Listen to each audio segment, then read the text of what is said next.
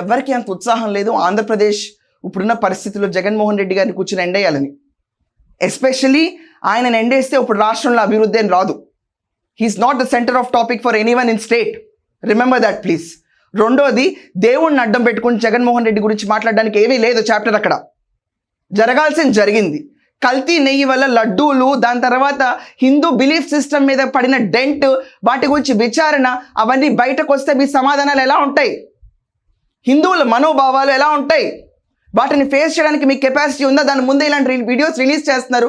Religion అడ్డం పెట్టుకుని చంద్రబాబు నాయుడు గారు జగన్మోహన్ రెడ్డి గారి మీద దుష్ప్రచారం ఏం చేయాల.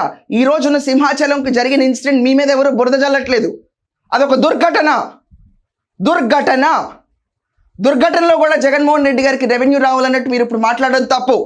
దేవుడి దాకా ఎందుకండి? ప్రజల నుంచి ఎవరన్నా రాజకీయవేత్తలు మిస్లీడింగ్గా చేసినా, రెక్లెస్గా బిహేవ్ చేసిన, గవర్నెన్స్ పాలసీస్లో జనాలు రుద్దేసిన జనాలని క్షమించరు. దేవుడి దాకా ఎందుకు?